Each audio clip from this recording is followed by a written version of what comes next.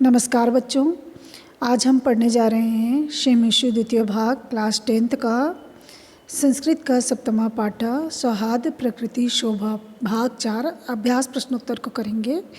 भाग 1, 2 और 3 में हमने उसके अनुवाद को किए थे। आज हम भाग 4 में उसके अभ्यास प्रश्नोत्तर, जितने भी प्रश्न के आखिरी में अभ्यास प्रश्नोत्तर आए हैं उसको हम करेंगे।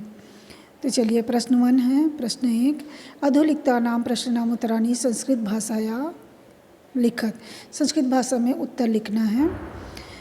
पहला क्वेश्चन है, वनराज कह दूरावस्थाम प्राप्त।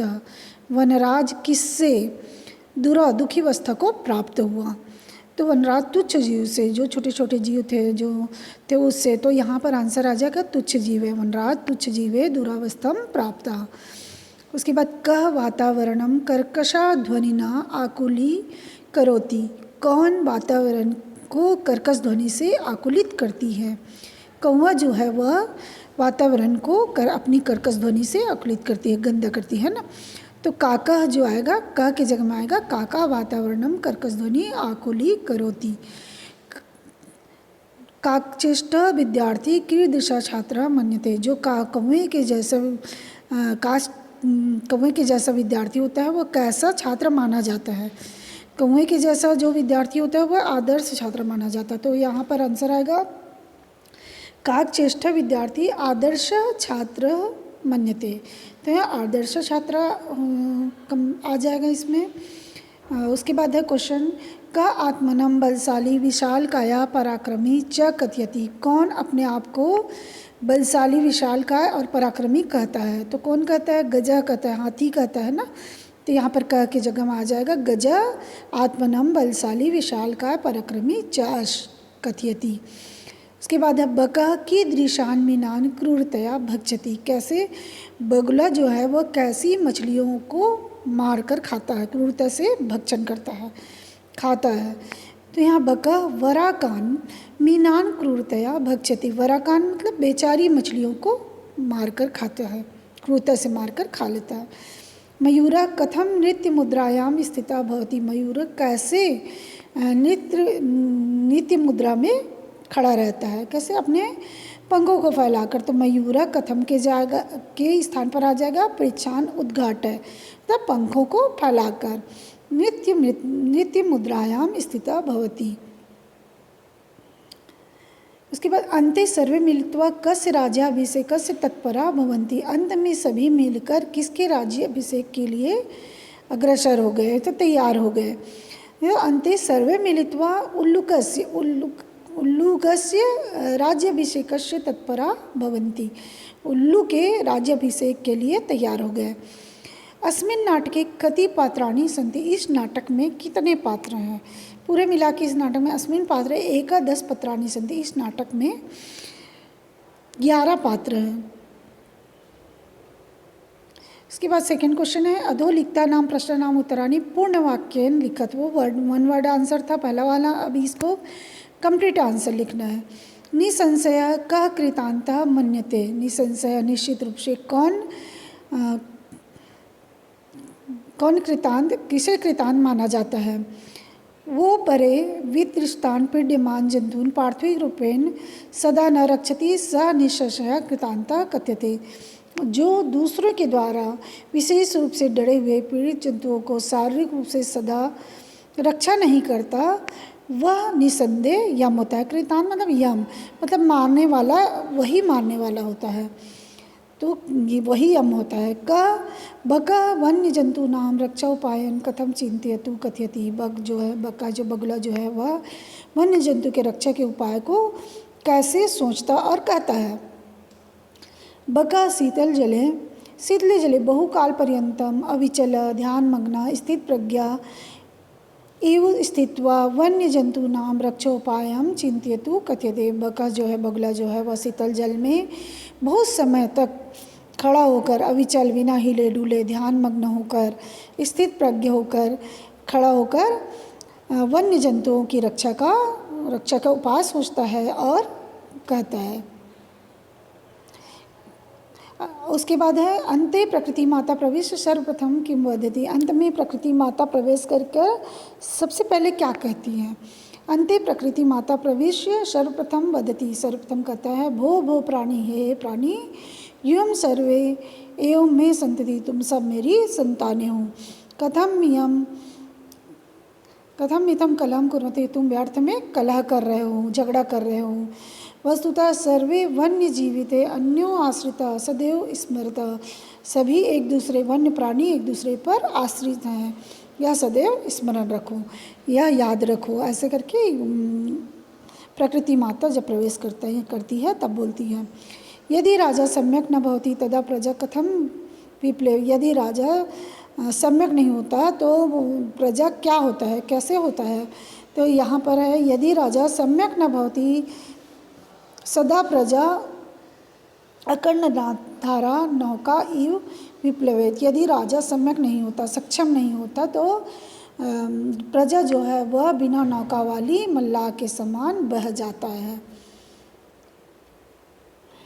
इसके बाद है 3rd नंबर का क्वेश्चन, रेखांकित पदम आदृत्य प्रश्न निर्माणम करो। प्रश्न निर्माण करना है। सिंह वानराभ्याम स्वरक्षायाम असमर्थ एवासीत। सिंह जो है वानरों की रक्षा के लिए स्वरक्षायाम असमर्थ है, स्वरक्षा के लिए वानरों के अपनी रक्षा के लिए असमर्थ है। तो यहाँ पर स्वरक्षायाम दिया हुआ है, तो यहाँ पर आ जाएगा कश्याम। ये गजा, तो यहाँ पर कश्याम लिख के क्वेश्चन मार्क लगा देंगे। कथा गजा वन्य पशुन तुदंतम सुंडेन पोथित्वा मार्यति। सुंडेन जो दिया है तो यहाँ पर तृतीय एक वचन है, तो यहाँ केन हो जाएगा, सुंडेन की जगह में केन हो जाएगा। वानर आत्मना वनराज पदा योग्य मन्यते। वनराज पदा चतुर्थी विभक्ति एक वचन है, तो यहाँ पर आ जाएगा, यहाँ पर कसमय आ जाएगा, है ना। तो यह चतुर्थी विभक्ति एक वचन, आंसर देख लेते हैं, कसमय हो जाएगा, ठीक है। उसके बाद देखते हैं मयूरस्य प्रकृति आराधना। मयूर की प्रकृति षष्ठी विभक्ति है, तो यहाँ पर आ जाएगा स्त्रीलिंग है, इसलिए कस्या हो जाएगा। सर्वे प्रकृति मातरम प्रणमन्ति। प्रकृति मातरम द्विवचन है, द्वितीया का एक वचन है, तो यहाँ पर आ जाएगा काम। तो इस तरीके से हम इसको लिख के, जैसे सिया वनराज मानराभ्याम कश्याम असमर्था एवासीत, क्वेश्चन मार्क हम लगा देंगे। इसी तरीके सबको हम वहाँ लिखकर क्वेश्चन मार्क लगा के लिखेंगे। उसके बाद है शुद्ध कथना नाम समक्षम आम, अशुद्ध नाम कथना नाम समक्षम न इति लिखत। शुद्ध कथन के सामने आम लिखना है, अशुद्ध कथन के सामने न लिखना है। सिंह आत्मनम तुदंत वानरम मार्यति। सिंह अपने आप को वानर के सामने वानर को मारता है, नहीं मारता है, तो ना आ जाएगा। का इति बकश ध्वनि भवति। का ध्वनि बगुला की ध्वनि है, नहीं, ये कौवे की ध्वनि, तो ना आ जाएगा। काक पिक का योग वर्ण कृष्णा भवति। कौवा और कोयल का वर्ण रंग जो है वह काला होता है, तो सही है, तो आम आ जाएगा। गजा लघु का निर्बला चभवती। हाथी जो है वह छोटा और निर्मल है, नहीं, तो ना आ जाएगा। मयूरा बकश कारणात पक्षी कुलम अवमानितम मन्यते। मयूर जो है बगला के कारण पक्षी कुल अपमानित होता है। हाँ, मयूर जो कहता है वह बगुला के कारण ही पक्षी कुल अपमानित होता है, तो हाँ। तो यहाँ पर अन्योन्य सहयोगेन प्राणी नाम लाभ जायते। अन्य के सहयोग से प्राणियों में लाभ होता है, सही। एक दूसरे का सहयोग करोगे तभी लाभ को प्राप्त होगा, तो यहाँ पर आम आ जाएगा। और इसके बाद है मंजूषाता समुचित पदम चित्वा रिक्त स्थानानि पूर्यत। रिक्त स्थान को पूरा करना है मंजूषा को देखकर। काका मेद्य मेद्या भक्षका भवती, मतलब कौवा जो है वह मेद्य भक्षक करता है, ठीक है। यहाँ पर भक्षक यहाँ पर हो गया, पका और अपके चीज़ों को खा लेता है। और पिका परिवृत अपि कथ्यते। पिका परिवृत अपि कथ्यते हो जाएगा। बका अविचल स्थित प्रज्ञा यु तिष्ठति। बका जो है बगुला जो है वह अविचल होकर स्थित प्रज्ञा होकर खड़ा रहता है।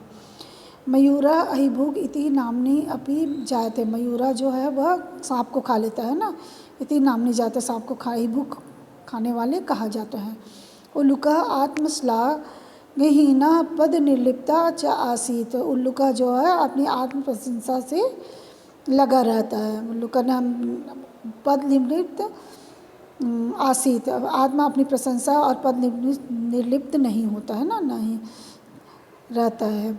और सर्वेषां में महत्वम विद्यते यथा सम्यम, सभी को सभी सर्वेषां में सभी का महत्व अपनी यथा समय होता है। तो यह आ जाएगा समास विग्रह में समस्त पदम व लिखा समास विग्रह करना है। तुच्छ जीवे का हो जाएगा तुच्छ जीवे, वृक्षोपरि का हो जाएगा वृक्ष से ऊपरी, पक्षी नाम सम्राटा पक्षी सम्राटा, स्थिता प्रज्ञा यश सा स्थित प्रज्ञा, अपूर्वम करना पूर्वम हो जाता है, व्याघ्र चित्रकों का व्याघ्र च चित्र का च। तो ये हमारे पाठ में दिया हुआ है और हमारे क्वेश्चन भी पाठ से ही आता है, तो इसको हमको याद कर लेने हैं। और वैसे भी समास विग्रह का एक वीडियो डाला हुआ है, उसको भी आप देख सकते हैं किस तरीके से हम समास विग्रह करते हैं। इसके बाद है 8वां नंबर का क्वेश्चन है प्रकृति प्रत्यय विभागम कुरुत योजित्वा व पदम रचयति। प्रकृति प्रत्यय विभाग करना है या योग या जोड़ना है। तो क्रुद्ध प्लस कत क्रुद्ध हो जाता है, आकृष आ प्लस कृष प्लस लयप हो जाता है, सत्यप्रियता सत्यप्रिय प्लस तल हो जाता है, पराक्रमी पराक्रम प्लस इन होता है, कुर्द प्लस कत्वा कुर्दित होता है, श्रृणवन श्री प्लस सत्री श्रृणवन हो जाता है। तो इस प्रकार दोस्तों ये वाला पाठ का अभ्यास प्रश्न उत्तर को हमने किए हैं। तो धन्यवाद बच्चों। अगर आपको ये वीडियो पसंद आया होगा तो ज़रूर लाइक कीजिए, सब्सक्राइब कीजिए और शेयर कीजिए। धन्यवाद।